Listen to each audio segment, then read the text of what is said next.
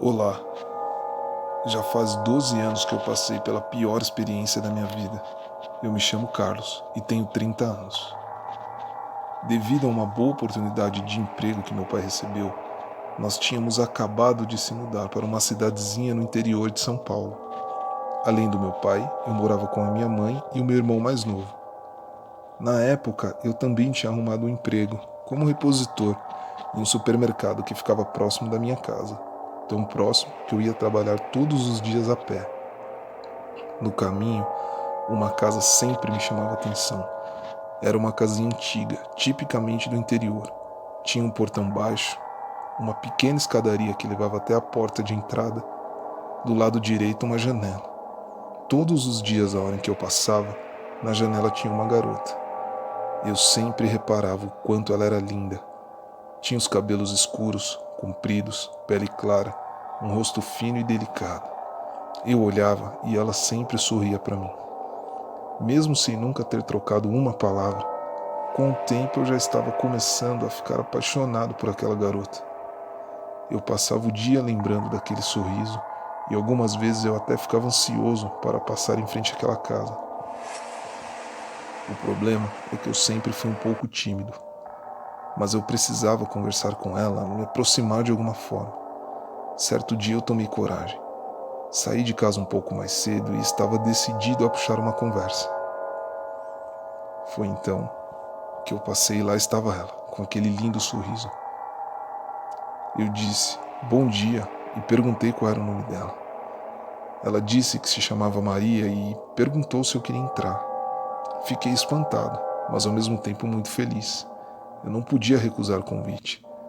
Foi tanto tempo trocando olhares e sorrisos. Talvez ela também estivesse gostando de mim. Só queria conversar, me conhecer melhor. Abri o pequeno portão e comecei a subir as escadas. Eu estranhei um pouco porque a casa estava velha e mal cuidada. As paredes descascadas e o mato completamente alto. Aguardei um pouco em frente à porta e ela apareceu. Disse para eu entrar e ficar à vontade. Quando entrei, estranhei ainda mais. Os móveis eram velhos, a casa cheirava a mofo e estava completamente empoeirada.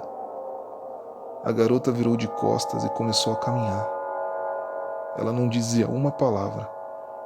Sem saber muito o que fazer, eu acompanhei. Ela estava indo em direção a algo que parecia ser a cozinha. Foi então que eu disse: Maria, tudo bem? Ela se virou e foi a pior coisa que eu já vi na minha vida.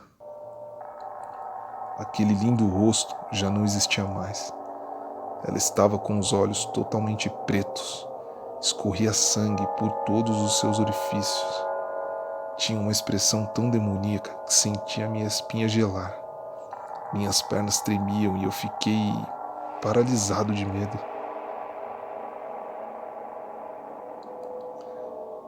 Ela estava com uma faca nas mãos. Rapidamente eu fui apunhalado bem na barriga. Levei as mãos ao ferimento e senti que estava sangrando muito.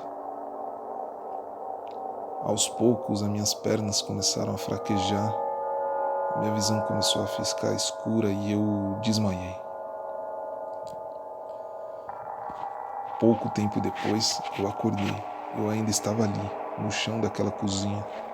Minha cabeça estava doendo muito. Eu levantei com um pouco de dificuldade, olhei em volta e a Maria já não estava mais por perto. Eu só queria sair dali. Cambaleando, eu caminhei até a saída. Desci a pequena escadaria e saí pelo portão. Uma senhora que estava bem em frente à casa ao lado estranhou ao me ver saindo e me perguntou o que é que eu estava fazendo ali. Eu ainda estava um pouco confuso. Expliquei que a Maria tinha me convidado e que tinha levado uma facada, que eu estava ferido, eu precisava de ajuda. Foi então que eu me dei conta. Na minha barriga já não tinha mais sangue e nenhum ferimento. A senhora perguntou se eu estava bem. Perguntou também se eu era daquela região. Não morava ninguém naquela casa há muito tempo. Toda a cidade conhecia a história da tragédia que aconteceu ali há 30 anos atrás. A Maria era filha do seu Antônio. Ele não aceitava o namoro da filha e, quando ela engravidou, ficou tão furioso que esfaqueou a própria filha na barriga até a morte. Depois, ele se matou. Eles não tinham parentes. Desde então, a casa estava vazia. Eu demorei muito para superar o que aconteceu. 1 ano depois, meu pai foi demitido e nós voltamos para a capital. Já se passaram muitos anos, mas eu jamais vou esquecer aquele rosto tão diabólico.